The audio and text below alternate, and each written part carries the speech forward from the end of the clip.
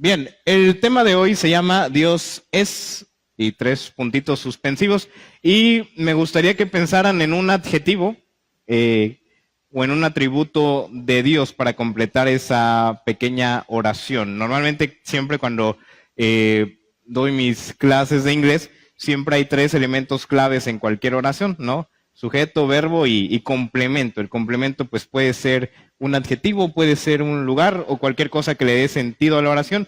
Y en este caso vamos a jugar con los adjetivos. ¿Qué o quién es Dios para ti? ¿A alguien le gustaría participar respondiendo completando esa frase más bien con una palabra? No tiene que ser una argumentación teológica, sino que puede ser desde el corazón, ¿sí? Vamos con el hermano Antonio. Y si alguien más quiere participar, puede levantar su manita. ¿Qué es Dios para usted, hermano?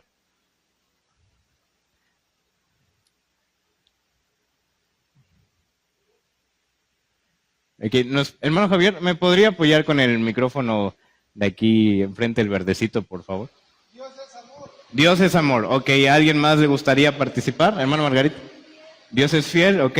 Hermano Rosendo. Dios es omnipotente, ok. ¿Algún otro atributo o característica que... ¿Manuel?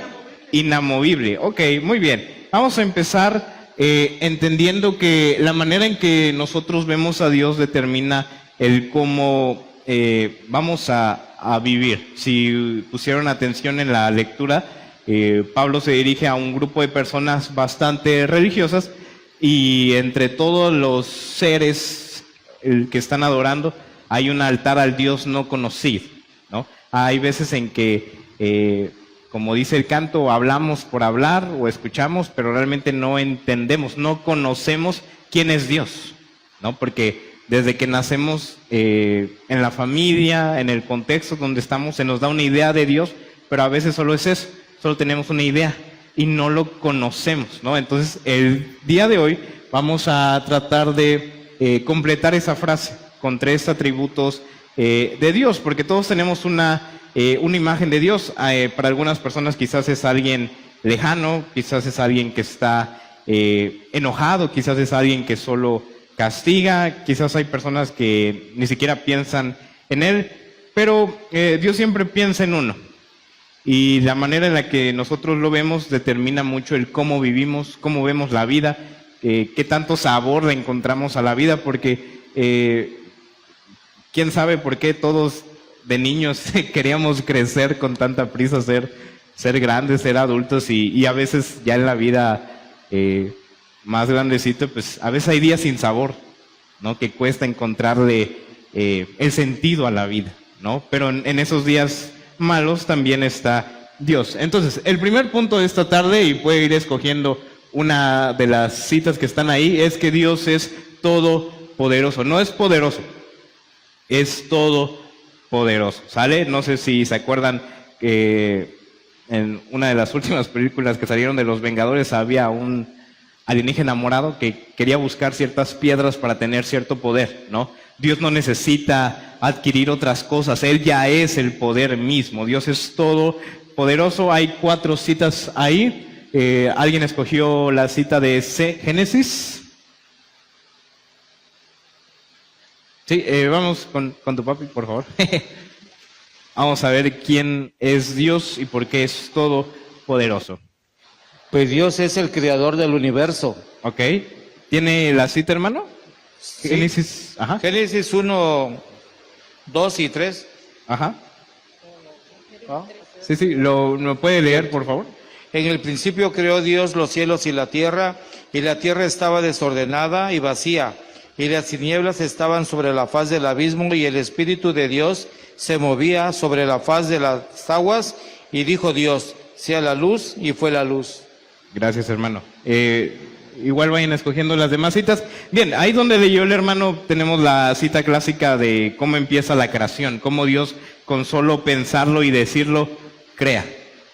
No tuvo que pedir permiso a alguien más, sino Él decidió crear el universo. Y si eres curioso y prestas atención, Dios es ordenado.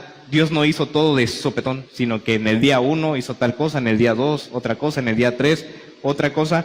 Es decir, su poder va más allá de nuestros límites físicos y temporales. Él es el creador, el que nos da la vida. ¿Sale? Éxodo 14, 21 al 22. ¿Alguien lo escogió? Sí, Aura, por favor. Y extendió Moisés su mano sobre el mar, e hizo Jehová que el mar se retirase por recio viento oriental toda aquella noche, y volvió el mar en seco, y las aguas quedaron divididas. Entonces los hijos de Israel entraron por en medio del mar en seco, teniendo las aguas como muro a su derecha y a su izquierda. Gracias, Aura. En esa porción en Éxodo es cuando el pueblo ya logra salir de Egipto, y hay un problema, que tiene un mar enfrente y tiene el ejército enemigo persiguiéndolos, ¿no? O sea, no hay para dónde correr, no hay dónde ocultarse, y donde no había camino, donde no había salida, Dios hace algo que nunca se había visto y separa el mar de forma de que su pueblo pase, y se da el tiempo de mantener el agua estática, es decir, que no se mueva, para que los adultos pasen, para que los niños pasen, para que los animalitos pasen. O sea, Dios tuvo cuidado. Lo que quiero decirte es que a veces en la vida ahí aparentemente no hay salida, y ahí es donde se ve el poder de Dios, porque humanamente ya no sé qué hacer, pero Dios está por encima de todo. Es lo que te quiero dar a entender, que Él abre caminos en donde nosotros vemos obstáculos, ¿no? Pero para que tú y yo podamos ver ese milagro, porque obviamente ningún ser humano puede controlar el agua. Sí hay veces en que estamos tomando un vasito o un refresquito y si no somos cuidadosos nos podemos manchar. O sea, ¿qué control vamos a tener sobre un mar, no? Pero Dios, que es el Todopoderoso, partió el mar y el pueblo logra pasar en seco. Y para que nosotros podamos ser testigos de un milagro hay dos requisitos, que es la fe y que es la obediencia. Porque Dios le dijo a Moisés que le dijera al pueblo, marchen, marchen, aun cuando todavía no había abierto el mar, ¿no? Entonces hay que obedecer. Vámonos a Lucas 1:37, por favor, Said. Ahorita te dan el micrófono.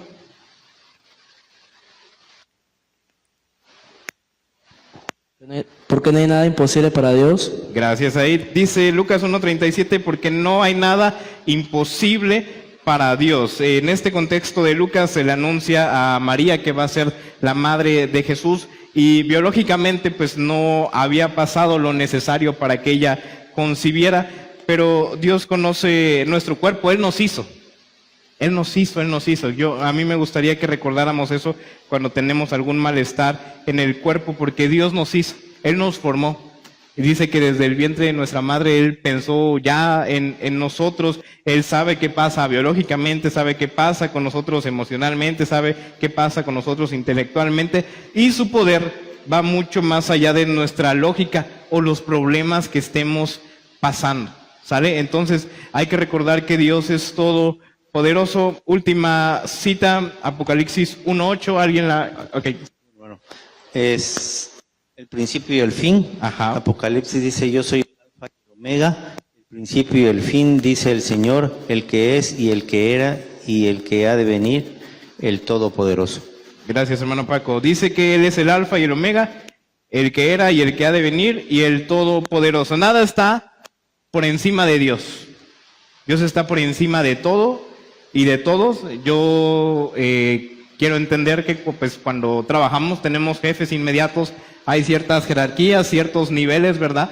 Pero Dios está por encima de todo y de todos. Todos nos rendimos a Dios. No hay nada ni nadie por encima de Dios, y nada que Dios no quiera no pasa en nuestra vida. Aún lo malo, Dios lo permite con algún propósito. A veces no lo vemos tan rapidito, pero a veces sí lo llegamos a entender, o hay veces en que no lo entendemos, pero Dios ve todo el panorama completo y nosotros solo un fragmento. Dios está cuando nos salen bien todas las cosas y cuando nada nos sale bien, y Dios no permite nada que nos vaya a dañar.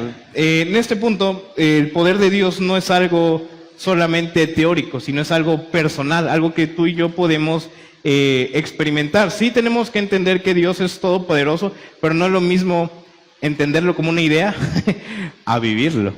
a que se presente un cuadro crítico en el que médicamente ya no hay solución, humanamente ya no hay nada que hacer, aún a veces teniendo todo el recurso del mundo ya no se puede hacer nada, pero Dios puede cambiar las cosas, ¿no? Entonces, el mismo Dios que hizo el universo puede restaurar tu corazón, porque conforme va uno creciendo el corazón se va dañando, tristemente, pero Dios lo puede restaurar si lo dejamos. El mismo Dios que abrió los mares nos puede abrir caminos donde nosotros solo vemos paredes o puertas cerradas. A veces Dios las abre, a veces quien nos cae mal es quien nos termina ayudando, porque así lo dijo Dios y se va a hacer. Y cuando Dios dice una cosa, se tiene que hacer. Y el mismo Dios que resucita a los muertos, que resucitó a su amigo Lázaro, también puede resucitar nuestra fe, porque también la fe se va a veces dañando, ¿no? A veces estamos en la iglesia, servimos, y a veces pasan cosas que dañan el corazón, ¿no? Pero Dios puede restaurar el corazón, puede restaurar la fe. Y el siguiente punto, su poder actúa incluso cuando tú ya te cansaste. ¿Sale, vale? Su poder no está relacionado a mi nivel de fuerza, a mi nivel de energía. ¿Sale, vale? Porque eso sería ponerle un límite al poder de Dios. A manera de esgrima, por favor, Isaías 40:29. Isaías 40:29. Hay quien lo encuentre, puede levantar su mano y Jess le va a dar el micrófono. ¿Sale, vale? Isaías 40:29. ¿Alguien ya lo encontró? Bere, por favor. Ahorita te dan el micrófono, Bere.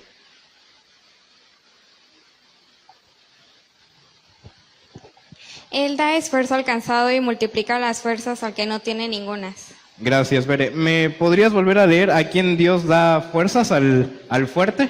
Al cansado. Al cansado. Dios sabe que tú y yo nos cansamos. Hay trabajos que requieren una cuestión física, pero hay trabajos que requieren una cuestión mental, hay trabajos que requieren algo emocional, y siempre lo emocional, lo mental, desgasta más que lo físico, ¿no? Todos los niños, si viven una buena infancia, pues están corriendo, están saltando, y en ese andar, pues me tropiezo, me caigo, me lastimo, pero las heridas físicas sanan. Pero a veces algo mental, algo emocional, no le puedes poner una curita tan fácil y decir no pasó nada y seguir con la vida, ¿no? Pero Dios está ahí, Dios nos da fuerzas, dirían las viejitas, se saca fuerzas de donde no hay, porque Dios es el que da las fuerzas. Como seres humanos nos agotamos, nos confundimos, nos llegamos a bloquear, pero Dios no. Y cuando a nosotros se nos acaba la fuerza, cuando se nos acaba la gasolina, cuando ya no hay motor, ahí está Dios, porque Él da esfuerzo al cansado, no le da fuerzas al fuerte, dice que al cansado. Entonces, si estamos cansados, si ya se nos acabaron las opciones, ya se me acabó el recurso, estoy en el escenario ideal para ver el poder de Dios, ¿sale? Y el último subpunto, no vivamos como si Dios fuera pequeño, ¿no? Y no me refiero a decirle a Dios Diosito o algún diminutivo, sino que a veces pareciera que en mi vivir se contrasta con mi fe, porque si yo sé que Dios es todopoderoso, ¿por qué me preocupo? ¿Por qué no, si cuando pasa algo malo, se lo llevo a Dios en oración? ¿No? Porque a veces estamos bien de la vida sin hacerle daño a nadie, y llega un correo, llega una llamada, llega un mensaje, y es algo malo, algo que sí nos inquieta. Pero ¿por qué no se lo llevamos a Dios? Porque humanamente lo queremos resolver, con lo que sé, con mis contactos, y me olvido que Dios es todopoderoso, y que si hay alguien que me puede echar la mano, que me puede ayudar, es Dios, ¿no? Entonces, no tratemos de resolver cosas que están en nuestro control. Diría alguien por ahí, si tu problema tiene solución, ¿para qué te preocupas? Y si no tiene solución, ¿para qué te preocupas? No, o sea, perdemos mucho tiempo preocupándonos, ¿no? No es lo mismo ocuparse que preocuparse. Hay un o sea, en el preocuparse nada más me angustio porque algo puede pasar o algo tengo que hacer, y ya el ocuparse, pues ya me meto al terreno de juego, ¿no? Y muchas veces creemos que Dios puede hacer milagros, pero que no los haría por mí, o que yo no soy digno, ¿no? Y ese también es un error. Entonces no creamos ni por un momento en que Dios es pequeño, porque en donde se acaba mi fuerza, en donde ya no sé qué hacer, Él sí sabe, Él sí ve el panorama, Él sí ve todo. Entonces, vamos a continuar igual a manera de esgrima, por favor, Juan 4 del 7 al 10. Juan 4 del 7 al 10. Salud. Juan 4 del 7 al 10. ¿Alguien ya lo encontró?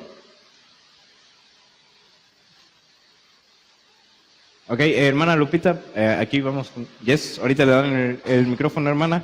Juan 4 del 7 al 10.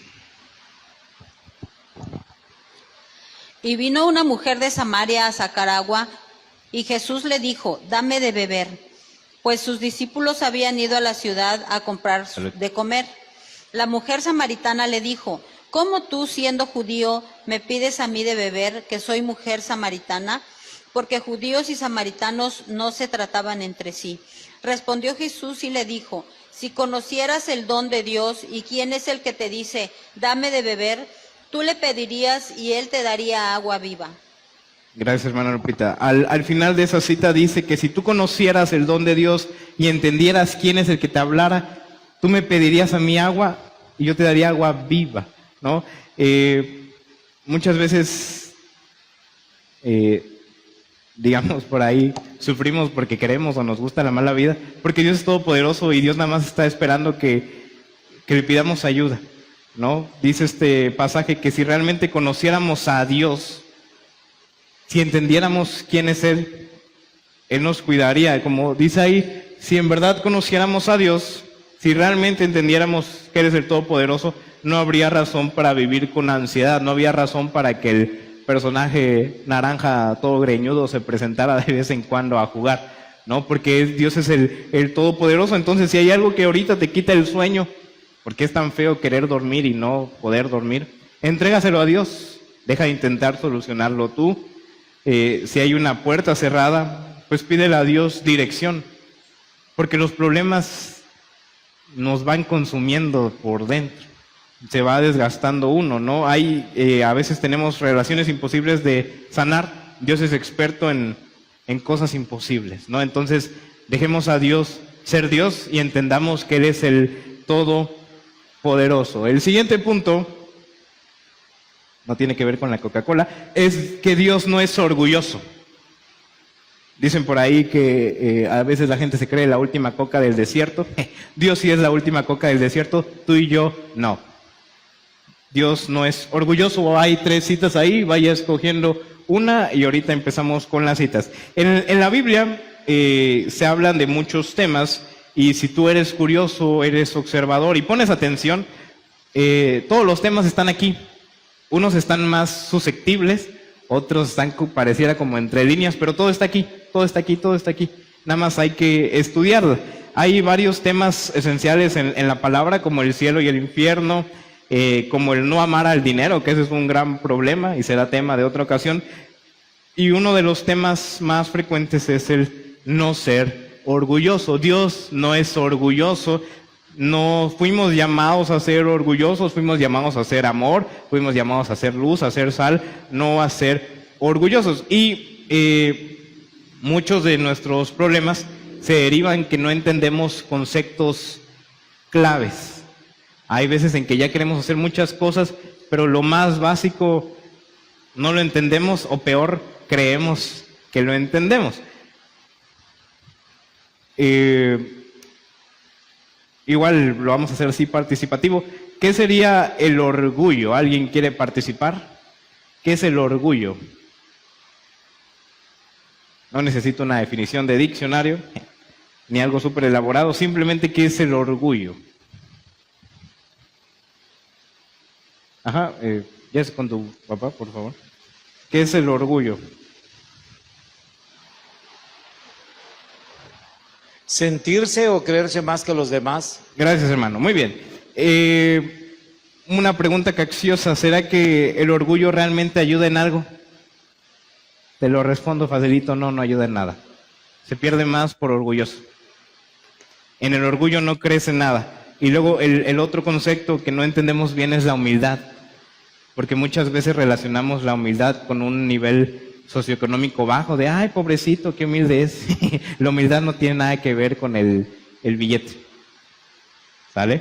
Dice la Real Academia Española que el orgullo es la arrogancia, vanidad, exceso de estimación propia que suele conllevar sentimiento de superioridad, mientras que la humildad es una virtud que consiste en el conocimiento de las propias limitaciones y debilidades y en obrar de acuerdo con este conocimiento, ¿no?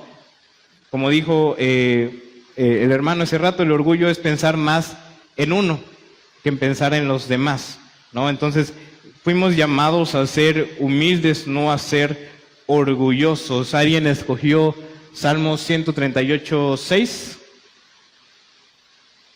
Sí, Jess, por favor. Porque Jehová es excelso y atiende al humilde, mas al altivo mira de lejos. Gracias. Si en alguna vez se preguntaron por qué pareciera que Dios no responde la oración, quizás hay orgullo en el corazón. Dice este versículo que Dios es excelso, nos recuerda el primer punto, que Dios es todopoderoso, que Dios atiende al humilde, es decir, que lo escucha, le presta atención, le da seguimiento, pero que el orgulloso lo mira de lejos. Sí sabe que ahí está, pero a quien le da prioridad es al humilde, no al orgulloso. Vámonos con Lucas 18 del 9 al 14. ¿Alguien lo escogió? ¿Alguien quiere participar? Gracias, Jesús. Algunos se confiaban en sí mismos como justos y menospreciaban a los otros. Dijo también esta parábola. 2 hombres subieron al templo a orar. Uno era fariseo y el otro era publicano. El fariseo, puesto en pie, oraba consigo mismo de esta manera: Dios, te doy gracias, porque no soy como los otros hombres, ladrones, injustos, adúlteros, ni aún como este publicano. Ayuno 2 veces a la semana, doy diezmos de todo lo que gano. Mas el publicano, estando de lejos, no quería ni aún alzar los ojos al cielo, sino que se golpeaba el pecho diciendo: Dios, sé propicio a mí, pecador. Os digo que éste descendió a su casa justificando antes que el otro, porque cualquiera que se enaltece será humillado, y el que se humilla será enaltecido. Gracias, Andrés. Jesús es el maestro por excelencia, y en esta ocasión no fue la sección, da toda una cátedra, y si tú pusiste atención, Jesús no estaba hablando de si es bueno ser fariseo o si es malo ser un publicano o un pecador. Jesús está hablando sobre el orgullo y la humildad, porque da el ejemplo de 2 personas que uno entra al templo como si nada y empieza a orar y le dice: Dios, te doy gracias porque no soy como los demás, porque yo hago esto, hago esto, hago esto, hago esto, y empieza a hablar del yo. Y hay otro que sí está consciente de sus fallas y no se siente digno de entrar, y que no viene a orar aquí, sino que ora allá afuera, porque no se siente digno de estar cerca de Dios, no se siente digno de ser escuchado, no se siente digno de ser amado. Y dice Jesús al final: ¿quién será que descendió bien a su casa? ¿Quién será que se sintió bien al final? El que estuvo aquí adentro no, el que estuvo allá afuera sí. Y muchas veces, como decía la hermana Lupita, criticamos mucho, hermanos. Con todo respeto, nadie es perfecto. Nadie. Uses corbata, no uses corbata, uses falda, uses pantalón, lo que tú quieras. La ropa no salva. Yo entiendo que hay que tener cierta modestia y prudencia, ¿verdad? Pero antes de checar qué camisa vas a usar, qué vestido te vas a poner, checamos nuestro corazón. Porque es muy fácil ver hacia afuera. Ah, no, es que Mauricio sí la regó aquí. No, es que la hermana Lubia no debió de ser esto. ¿Y yo? ¿Y qué onda conmigo? Porque no te quiero explotar tantito tu burbujita.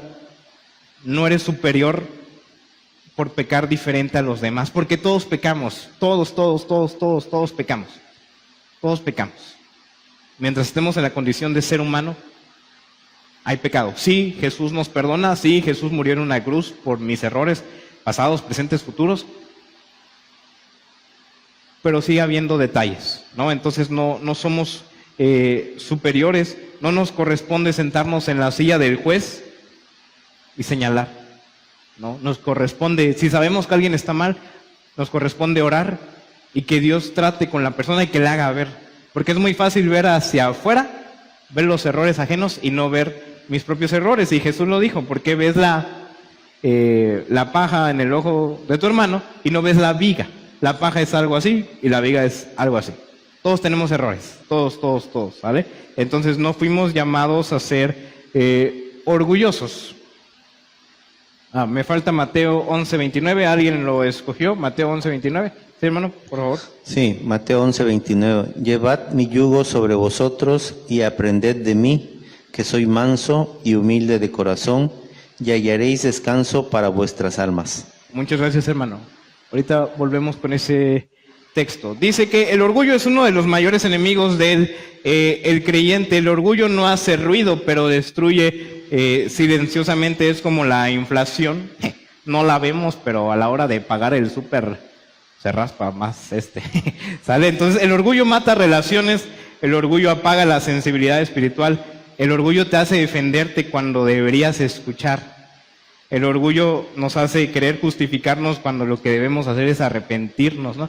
Pues no estuvo tan mal, ¿no? O sea, todos estamos mal y todos deberíamos arrepentirnos. Dios no es orgulloso, nosotros tampoco deberíamos serlo. La humildad de Dios es sorprendente. Dios no tenía que acercarse al ser humano, pero lo hizo.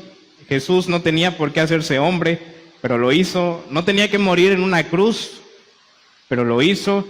Porque Dios no ama desde arriba, Dios baja para mostrarnos su amor, y esa es su humildad. En el versículo que leyó el hermano Arriola dice que aprended de mí que soy manso y humilde de corazón. Dice Jesús, si me van a seguir, quiero que se enfoquen en que sean humildes, no tanto que aprendan a hacer milagros, que me aprendan a predicar, dijo que aprendan a ser humildes, ¿no? Muchas veces utilizamos ese versículo cuando estamos trabajados y cansados, pero el descanso en sí está en aprender a ser como Jesús, y Jesús es humilde. Dice por aquí, se movió tantito, el pecado original, uno podría pensar que fue Caín y Abel, otro Adán y Eva, pero el pecado original fue el orgullo. Si leemos Ezequiel del 28 al 14, se nos narra cómo Satanás tenía cierto rango en el cielo, y en ese rango quiso ser superior a Dios, ¿no? Se elevó su corazón, dice la Biblia, ¿no? Entonces el orgullo es muy peligroso, porque no me permite ver mis errores, porque en vez de pedir perdón me quiero justificar, ¿no? Entonces, ¿cuándo fue la última vez que pedimos perdón primero? ¿Cuándo fue la última vez que escuchamos más de lo que hablamos? ¿Cuándo fue la última vez que servimos sin esperar un reconocimiento? Y la verdad de todas las verdades, y punto final, es que Dios es amor. Dice Juan 3:16, que Dios amó tanto al mundo que dio a su Hijo para salvarnos. El amor es activo, es sacrificial. En 1 Corintios 13, del 1 al 8, y nos saltamos al versículo 13, se nos dan todas las características del amor. Por si en algún momento te preguntas qué es el amor, ahí están todas las características. El amor no hace mal, el amor no piensa para sí, siempre piensa en los demás. En Efesios 2 dice que Dios nos amó cuando tú y yo no lo merecíamos, que Él nos tuvo misericordia y nos dio vida. Nosotros no pedimos vivir, pero estábamos en los planes de Dios que tú y yo viviéramos. Y uno de los versículos claves que literalmente dice que Dios es amor es en 1 de Juan 4:9, que dice que si amas es porque has conocido a Dios, porque Dios es amor. ¿Vale? Creo que se apagó la pila.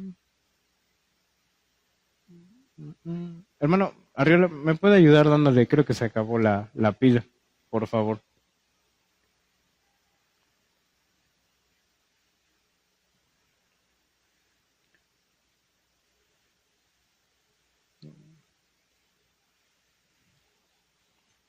Bueno, el siguiente, perdón, gracias. Es que el amor de Dios no es una reacción. Dios no te ama porque te portes bien, Dios no te ama porque oras lo suficiente, Dios no te ama porque sirvas en la iglesia, aunque todos deberíamos servir, ¿verdad? Pero Dios no te ama por esas razones, Dios te ama porque Él es amor. ¿Sale? Él no tiene amor, Él es amor, es su esencia, Él siempre está amando. Su amor va más allá de mis errores, de tus errores. Dios no te descarta, Dios no te reemplaza, Dios no te abandona y Dios no se rinde contigo, y su amor transforma. Dios nos ama tanto que nos acepta como somos, pero su amor es tan grande que nos empieza poco a poco a ir limpiando. ¿Sale? Dios sana nuestras heridas emocionales, Dios restaura nuestra identidad, Dios rompe cadenas de culpa, porque a veces venimos cargando cosas desde hace años y nos aferramos a las cosas porque así es el ser humano, aprensivo, le gusta tener algo en la mano. Dios nos da un propósito y Dios nos devuelve la alegría. El amor de Dios no solo nos abraza, sino que nos levanta, nos da forma y nos hace mejores. Vámonos con la última cita de esta tarde, Tito 3:5, por favor. Tito 3:5.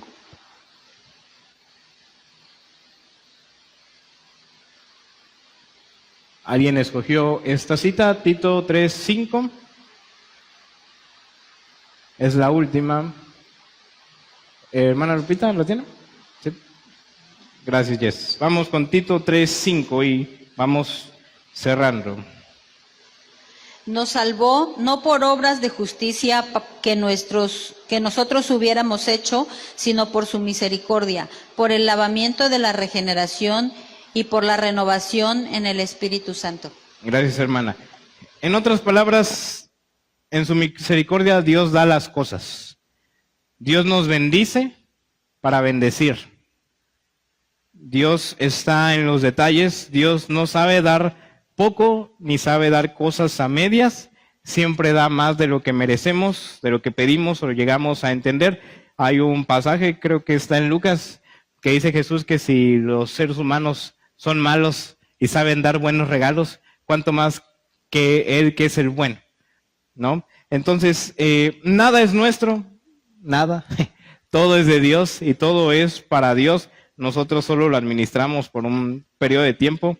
Y cuando Dios te permita cumplir tus metas, sin importar su índole, ten cuidado de no darle el lugar que Él se merece. ¿Sale? Cuando Dios te permita cumplir tus objetivos, reconoce que sí te esforzaste, pero que es gracias a Dios, que es el que permite las cosas y da la honra que Él se merece. Entonces, el día de hoy vimos 3 verdades. Dios es poderoso, es decir, no hay motivo para vivir con miedo. Dios no es orgulloso, no hay motivo para que mi corazón esté duro ni para creerme superior a los demás. Y Dios es amor, no hay motivo para vivir sintiéndome rechazado o insuficiente.